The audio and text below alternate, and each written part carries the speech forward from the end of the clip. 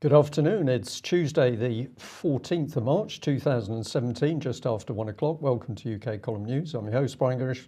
With me in the studio, of course, Mike Robinson. Well, it's still a lovely spring day here in Plymouth, and we'll leave it at that and move on to NATO. Yes, Jens Stoltenberg has released the 2016 annual report, well, it says at no point since the end of the Cold War has the NATO alliance faced greater challenges to their security than it does today. So the Cold War is over? That's what they say, but they say that since 2014, we've had to adapt again. They have had to adapt again. Russia's illegal annexation of Crimea is the main reason. ISIS is another one, but it was mainly Russia. And as a result, NATO has tripled the size of the NATO response force to 40,000, established a 5,000 strong, very high readiness joint task force, ready to move within days, and they've set up 8 small headquarters in the eastern part of their alliance. To be honest, there's not too much in this report that anybody should be surprised with if they've been watching the UK column for the last year or two. But they point out that they have deployed 4 multinational battle groups to Estonia, Latvia, Lithuania and Poland, with the contribution of 17 allied countries. So there's the little infographic. No pressure on Russia there at all.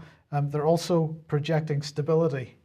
So GNC, Bosnia, Herzegovina, Kosovo, Tunisia, Jordan, Mauritania, Kuwait, Afghanistan, Iraq, Georgia, Moldova, Ukraine, they are projecting stability in all those places. Projecting stability, not projecting instability. I think that was maybe a typo. They forgot about the in. Okay, but yes. Can I just say, Mike, on those troops, 40,000 troops. We're not really talking about huge numbers of troops, but there was a very interesting little YouTube video clip. I can't remember the American general's name, but he was being interviewed. And what he said is, we've got a big problem in NATO because we can't move our forces fast enough in the eastern part of Europe. And his prediction was that the Russians were simply going to wipe those forces out in a matter of days. So we've got all this high-level posturing, we've got all of the glitzy publicity material, we've got antagonizing Russia, but actually we've got a shambles on the ground and the European unified armed forces in the background, of course. Well, we'll be coming on to that. They said that cybersecurity is another key concern. It's an area in which NATO is making good progress. 2016, NATO dealt with 500 cyber incidents per month, and that was a 60% increase in 2015. If you believe that, I don't know whether I do. What did Jens Stoltenberg have to say? Well, he said another key focus will be tightening our ties with international partners, such as the European Union. Actually, he went a little bit further because in the text it says, above all, the European Union. So this is the key relationship that they're trying to develop at the moment. The report says in 2016, the alliance expanded its contacts with organizations such as the Council of Europe, the World Bank, the African Union, United Nations, the Committee of the Red Cross, the Organization for Security and Cooperation in Europe, and above all, the European Union. The long-standing strategic partnership between NATO and the European Union was taken to a new level in 2016. Later in the year, in the margins of the NATO summit in Warsaw, NATO Secretary General Stoltenberg, together with the President of the European Council, Donald Tusk, and the President of the European Commission, Jean-Claude Juncker, signed a joint declaration in which they identified 7 key areas for closer cooperation. And that was countering hybrid threats, operational cooperation, including maritime issues, cybersecurity, defense capabilities, defense industry and research, exercises, and defense and security capacity building. And the joint declaration also outlined a series of principles upon which this new cooperation would be built. And of course, it has the full support of the EU's High Representative for Foreign Affairs and Security Policy, Federica Mogherini. And they have identified more than 40 concrete actions for cooperation. The proposals were endorsed in parallel by both the NATO and EU foreign ministers in December. But correct me if I'm wrong, Brian, there's quite a bit of overlap between NATO and EU foreign ministers because quite a number of EU countries are also NATO countries. So yeah, this is true. We need to do some detailed analysis on this, Mike, because the picture is getting so interwoven. It's getting difficult to pull it apart. So I think we'll do some work on this. But we've got this magic statement in the background, which has been leaked by our Conservative MEP, that basically Europe doesn't want any rapprochement between Trump and Putin, because that will make it bad for the formation of the EU forces. Meanwhile, presumably, President Trump is trying to quieten things down with Putin. What can we say? Basically, as I said, there's not much in this report that should come as any surprise to anybody that's been following what we've been talking about for the last year or two. But the key item that was highlighted in was the relationship with the European Union. Right. In the meantime, the European Union not making any friends with Russia, they've decided to prolong the anti-Russian sanctions. TASS here reporting that the Minsk Accords have failed to be implemented to this day through Kiev's fault. So the EU Council's decision to prolong sanctions against Russia is regrettable. And that was according to Maria Zakharova, the Foreign Ministry spokeswoman. She said the EU's decision is regrettable. There have been little progress in implementing the Minsk Accords. Russia's retaliatory stop list remains in effect too, but this is no choice of ours. So the EU maintains a blacklist of Russian and Ukrainian citizens for 6 months, and that will expire in September of this year if it isn't renewed once again. On the sanction list, there are 150 people, including Russian officials, politicians, businessmen, and law enforcement. So clearly, the EU not prepared to move on this just yet. Well, they've been told off. I'm sorry, but Russia's been told off by the EU. Yes. Those nasty Russians, as we often say. Indeed. And in the meantime, more US troops into Syria. Sources, various news reports about this, various figures but it certainly seems like it's between 100 and 200 more US Marines being deployed to the northeast of Hasaka. This is around the Raqqa area. And as we say, the race is on for Raqqa because the Syrian army seems to be pressing in from the west and the US coming in from the northeast. The Arabic desk of Sky News said that 200 soldiers had been deployed to Manbij, and so that is a total of 700 US soldiers in that area at the moment. And of course, as we pointed out yesterday, these guys have not been invited. So it is an invasion, and we're seeing more and more reports of civilian casualties as a result of US action at the moment. Of course, other thing we need to remember is that it's air power that's the decider in this thing. So at the moment, if the US and UK are not able to fly over Syria, these ground troops are going to be doing what? They're going to be organising, they're going to be training, they're going to be the special forces in on the ground. But without air support, immensely vulnerable. So it's going to be interesting to see what now happens as far as the Russian support for Assad. Yes. Now, in the chat box, they're saying Raqqa needs clearing from ISIS. This is absolutely true. Raqqa does need to be cleared out of ISIS. But of course, what are the US doing there? Are they there to get rid of ISIS, or are they there to protect ISIS? I don't think they want to see another Aleppo situation developing. Presumably they're there to support the friendly terrorists. Yes, if we can tell the difference. Okay, let's come back to the UK then. The Surveillance Camera Commissioner has launched a national surveillance camera strategy for England and Wales. I've labelled this a massive invasion of privacy. The basis of this is that they are saying the available evidence indicates that the public remains supportive of the use of surveillance cameras. They say that research in 2014 showed 86% of people support the use of CCTV in public places.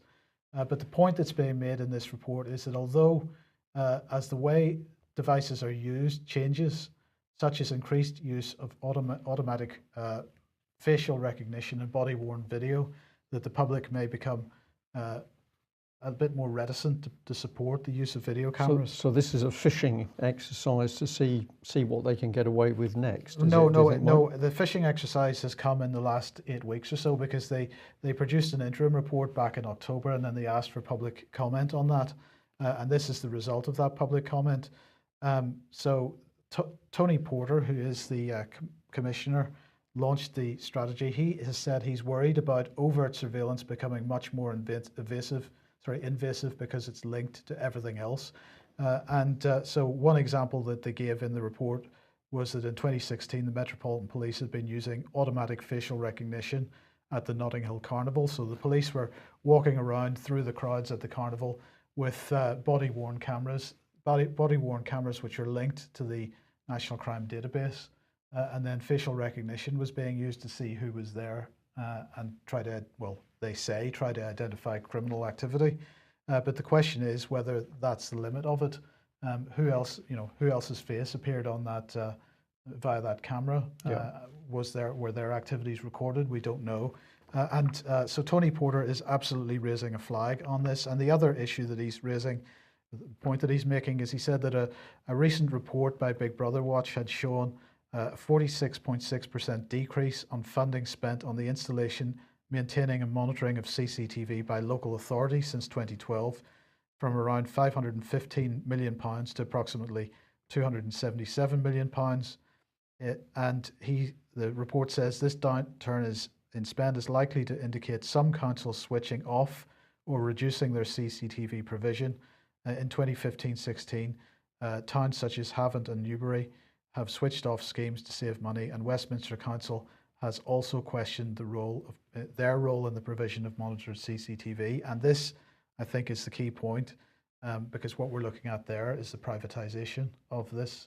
And that, of course, becomes much more difficult then to hold anybody to account, because private companies tend not to be held to the Freedom of Information Act, even though they're supposed to when they're providing a service on behalf of a public authority. Yes.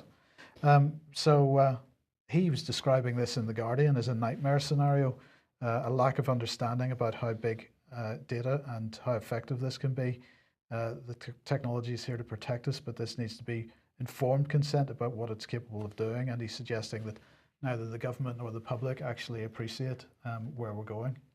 There's another angle on this, Mike, and that is I watch with interest, as the government says, and we've mentioned it in the NATO report, that cyber security is one of the key issues, that cyber attacks, key threat to UK and the Western world.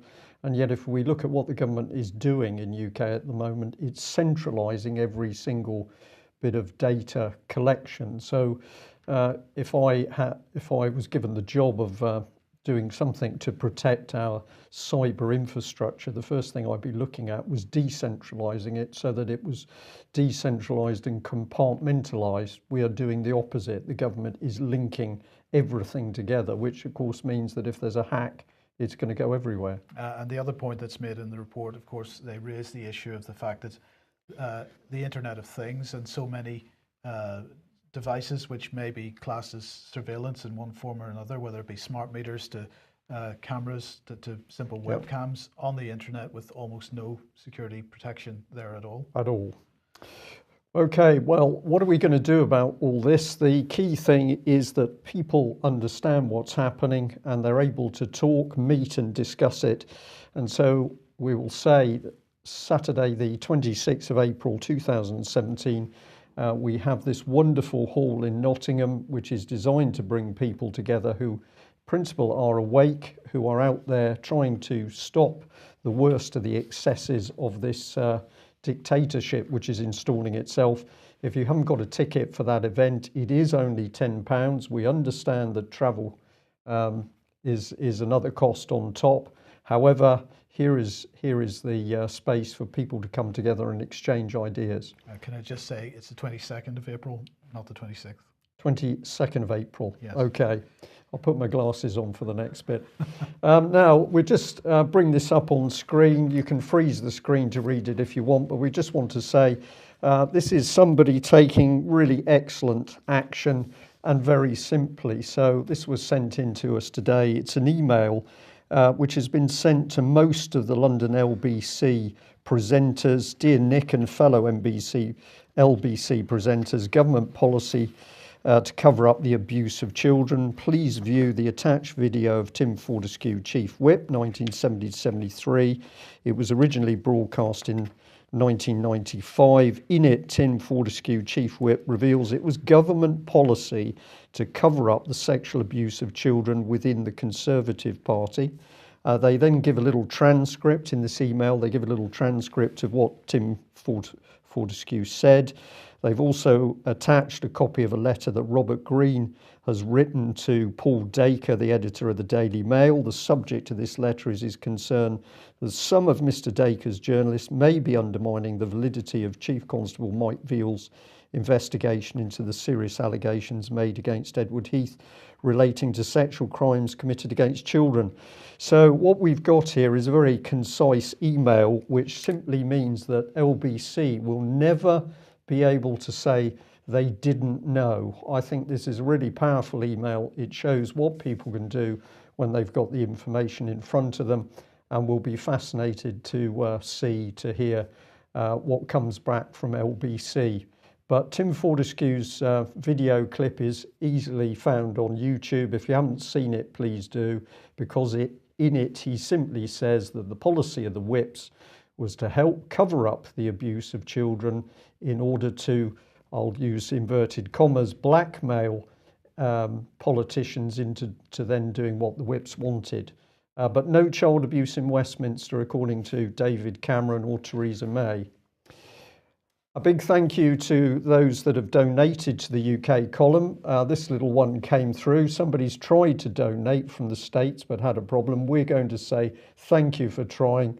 I'm sure there's some other ways to get a donation through to the UK column. We did receive this little card this morning with a donation, and we're going to say a very big thank you for that support. Now, AV8 is coming up. I'll read the date. I hope I get it right this time, which is the 19th to the 22nd of May. And I am one of the speakers. I will be talking about the cult of transformational newspeak and how we break away from it.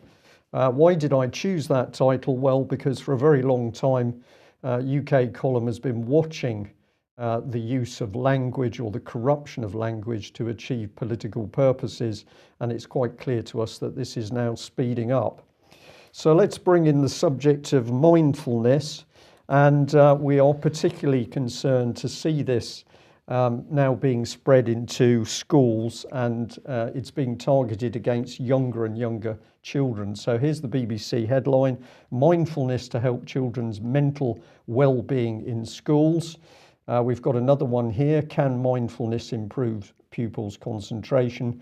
And if you Google mindfulness and mindfulness in British schools, you're going to find article after article as this pernicious, I'll call it a fad, but there's more to it, spreads. Well, if we have a look at this BBC article, it's fascinating because it quotes political author, former head of Wellington College and Vice Chancellor of Buckingham University, Sir Anthony Seldon. He's called for daily stillness sessions in schools.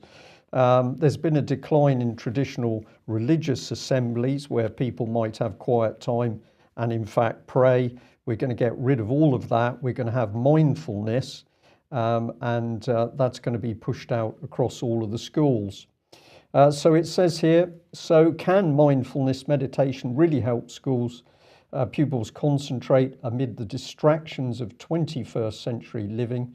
A group of BBC school reporters from Connaught School for Girls decided to investigate.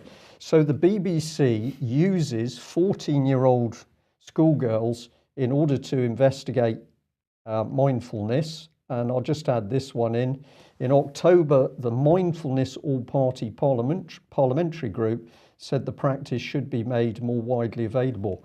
Now, my immediate comment on this, Mike, is how remarkable that we are literally playing around with the minds of young children, and who do we ask to investigate but young 14-year-old students that the BBC is apparently trained as investigative journalists. And have they already been subject to mindfulness training? I don't know that, Mike, but of course, what did they come back with? A glowing report on the effects of mindfulness without actually investigating what's actually been done to their minds in the first place. This is very, very dangerous stuff. This is the organised organisation mentioned. So we've got Mindfulness in School project. Courage as always, people go and have a look at this stuff. Board of Trustees here. Amanda Bailey is the lead coach. We'll come on to her in a moment. But what I was intrigued to see on the second half of this is it's Anthony Seldon himself.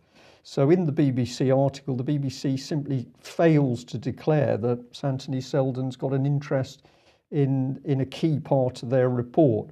So that's not Anthony Seldon's problem, that's the BBC's problem. But nevertheless, very deceptive, devious reporting by the BBC. So let's bring in the lady herself, Head of Coaching North. I think this is the right lady. Have a look at this report here, because there is page after page of the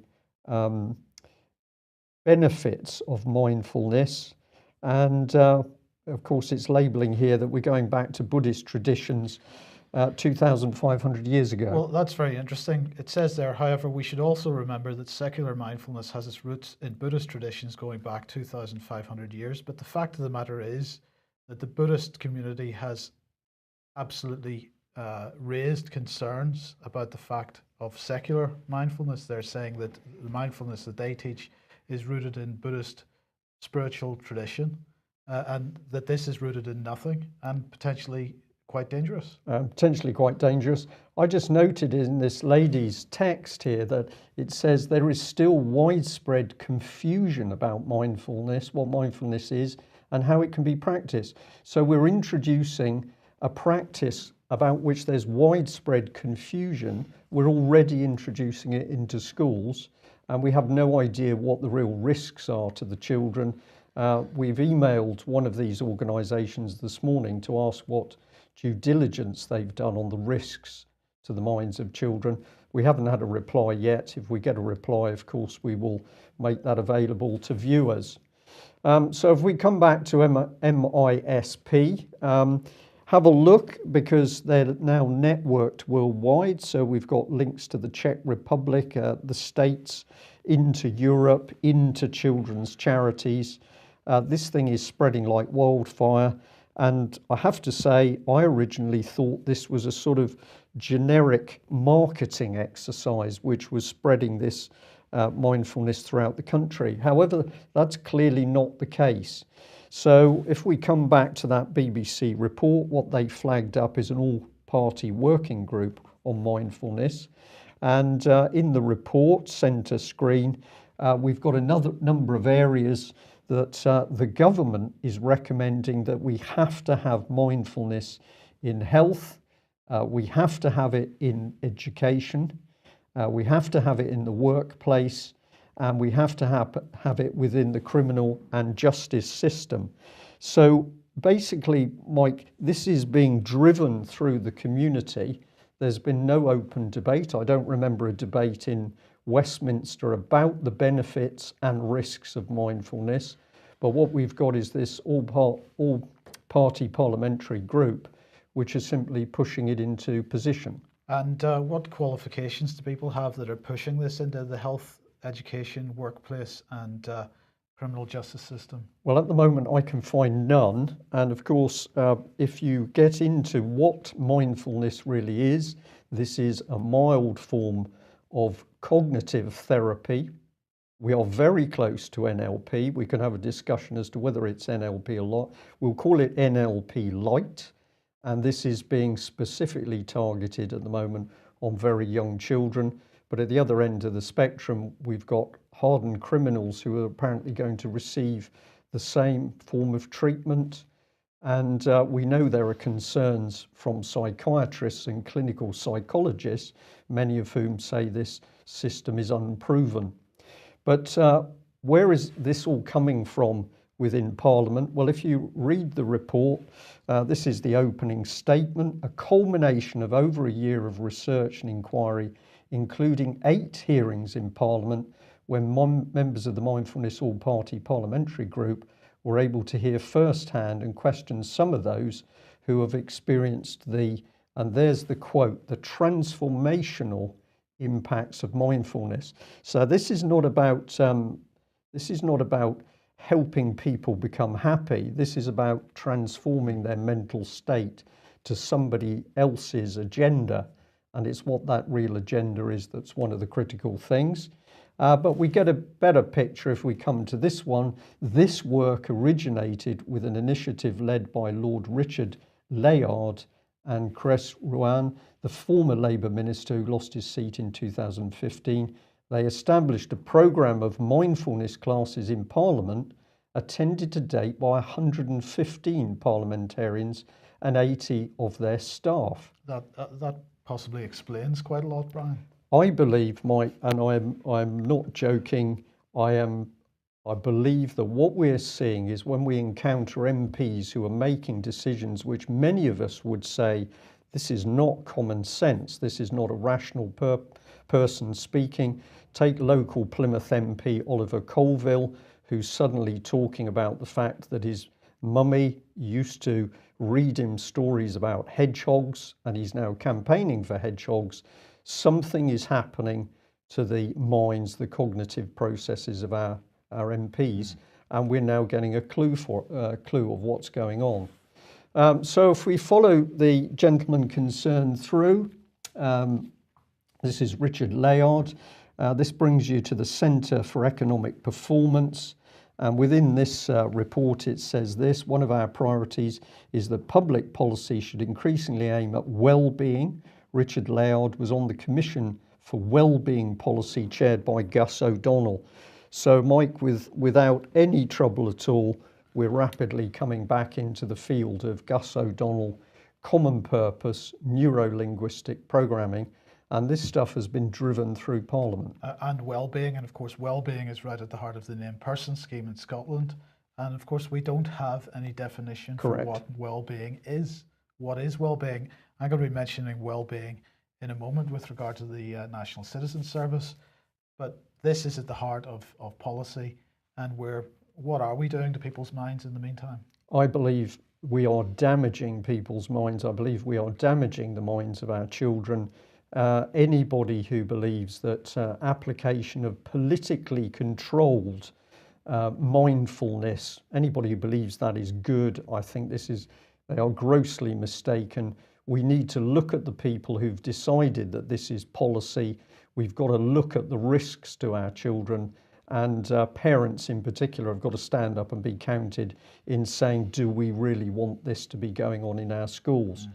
Now, if you haven't read it already, I'm going to encourage you to go on to the UK Column website, have a look for this article, From Magic to Madness, the Government's NLP Assault on Our Minds.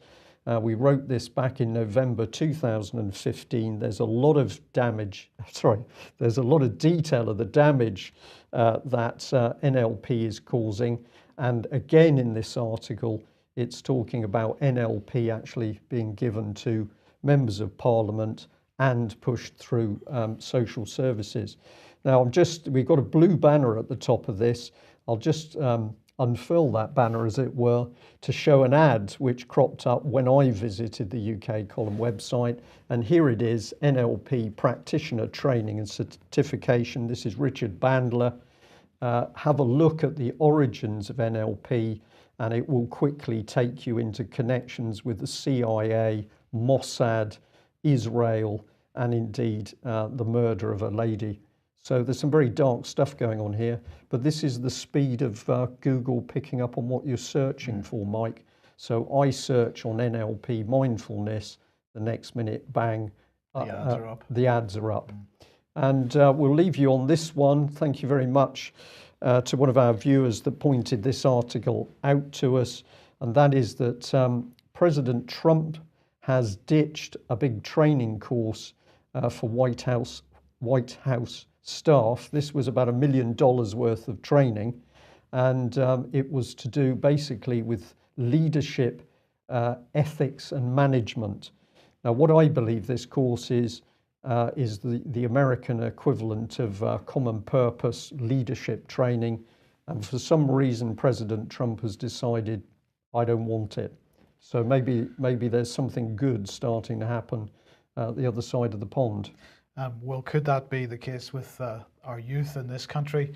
This is the National Citizen Service. Now, the National Citizen Service is a big society initiative. It was launched in 2010 following a pilot scheme in 2009. Launching the scheme, well, guess who launched it? It was David Cameron, who was Prime Minister at the time. And launching the scheme, he said, in many societies, there is a rite of passage marking the moment that young people turn into adults, taking on board new rights and responsibilities. Oink, oink. You better qualify that, Mike, I think. No, I don't need to qualify it. You know, we know what his rite of passage was. It involved a pig. This is what he's talking about. Rites of passage for young people. He feels that everybody needs one. But what's interesting about that statement, of course, he's talking about new rights and new responsibilities being taken on board. So in other words, until young people have turned into adults, they don't have any rights until they get their new rights. But with those new rights come new responsibilities. This is pretty dangerous stuff. What else did he have to say? He said, National Citizen Service brings young people from different backgrounds together in common purpose. And that is absolutely what the National Citizen Service is about. It will be undoubtedly giving the young people involved in it a good dose of mindfulness, perhaps some NLP. Now, the National Citizen Service, of course, doesn't do anything itself. It merely commissions courses for young people to go on, but it chooses who the course providers are. Well, the Public Accounts Committee has completed its inquiry into the National Citizen Service, and this follows an earlier report by the National Audit Office, which I think was out in January, which found that the National Citizen Service costs about 3 times more per head than alternative youth schemes such as the Scouts. For 2016, for example, they are expecting it to cost £1,863 for each person that goes through the National Citizen Service Programme, whereas the Scout Association estimates £550 for an equivalent sort of thing. Well, the Public Accounts Committee said that the National Citizen Service had grown rapidly since the programme was piloted, and an estimated 93,000 16 and 17-year-olds took part in 2016.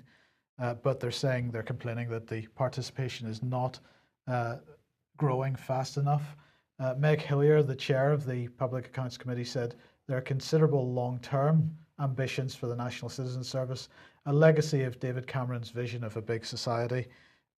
They said that in their view, it had reached a critical juncture, and the question is, you know, the government is intending to push on with plans to grow participation, but that doesn't justify the levels of public spending on the programme, and so they're concerned mainly about the money.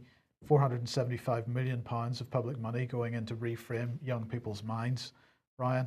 Now, there's an upcoming bill going through Parliament. It's called the National Citizen Service Bill, and it's going to look once again at the trust which is behind this organisation and their management arrangements.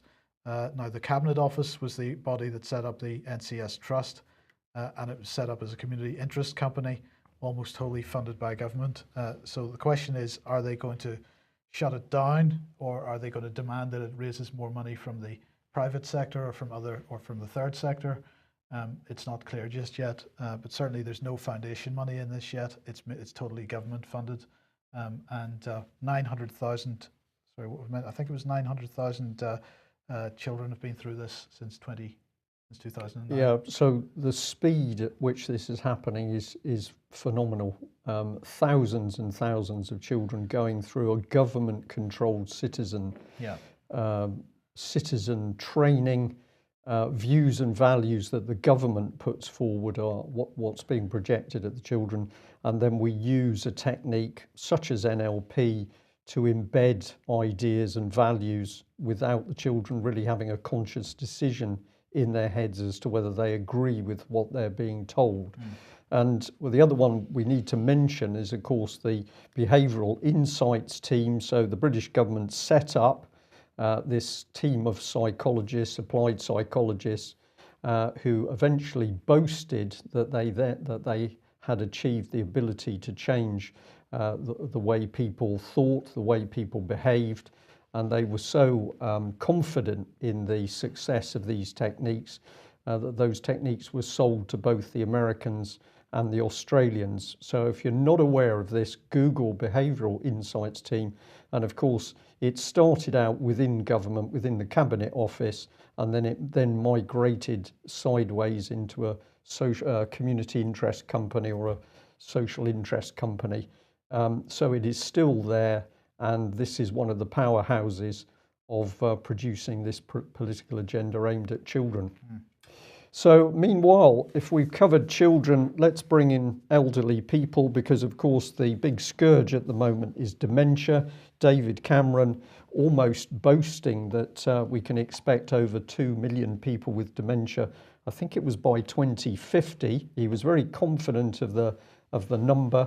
Nobody at the moment is doing any real research into dementia, and nobody of course wants to talk about the fact that elderly people in care who are being denied liquids invariably begin to show signs of dementia-like symptoms for which they're then medicated. So we're receiving more and more information that elderly people who have actually nothing wrong with them are being given dementia-like symptoms because of dehydration within so-called care facilities.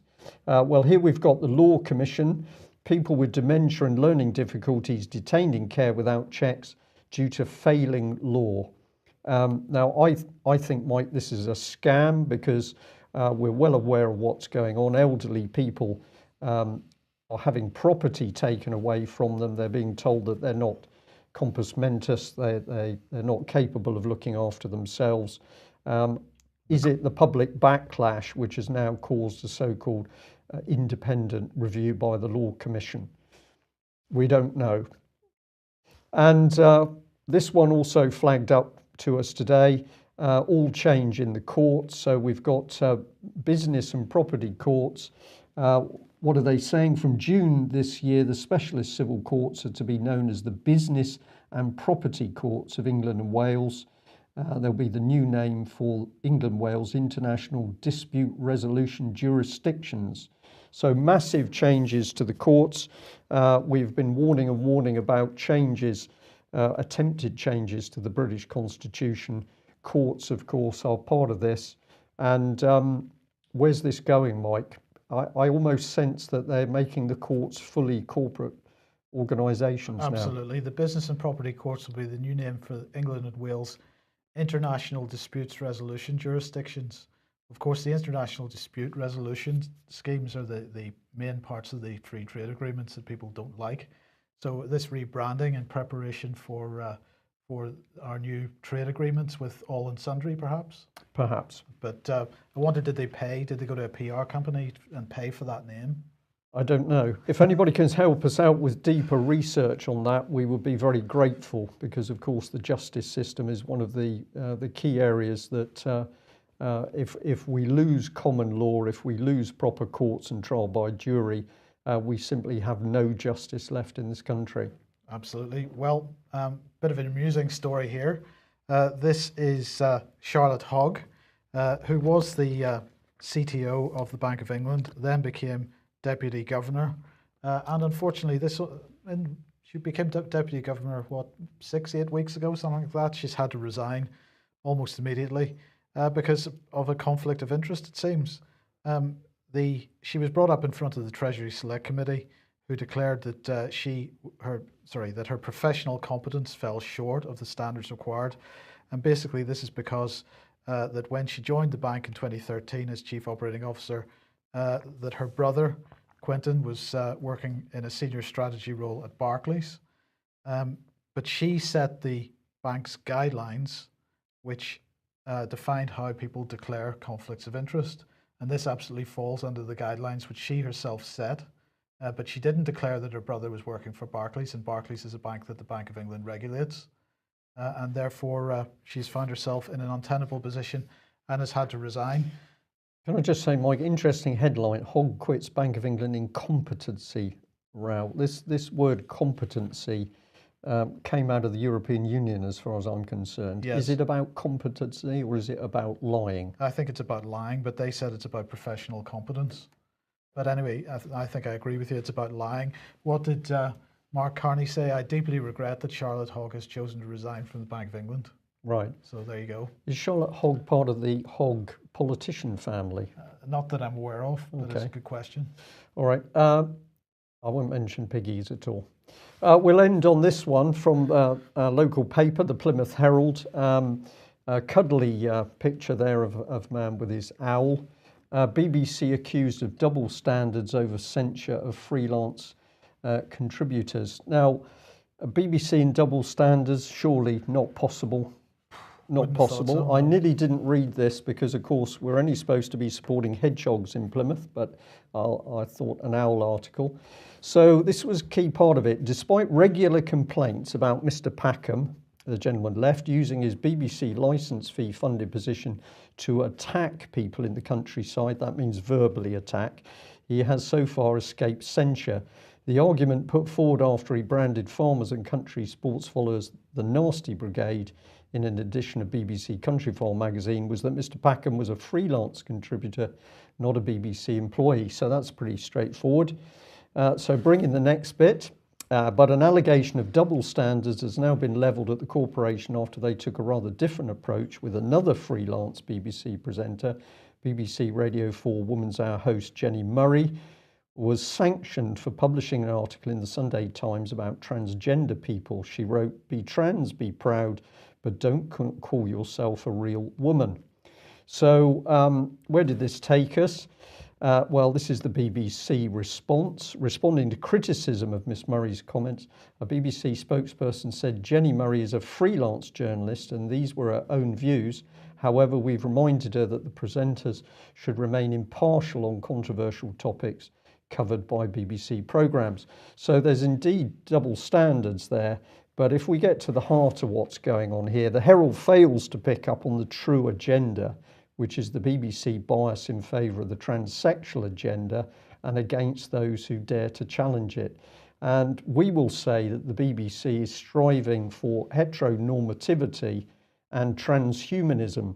So if somebody is listening to us today within the transgender community, we will say you also need to get researching, because where the BBC is going is that really we don't want people, and it's much better if you are either totally sexless in the fullest definition of that, or you have been transformed into what, part human, part machine. I'll leave you to think about that. That brings us to the end of today's news. Thanks very much for joining us.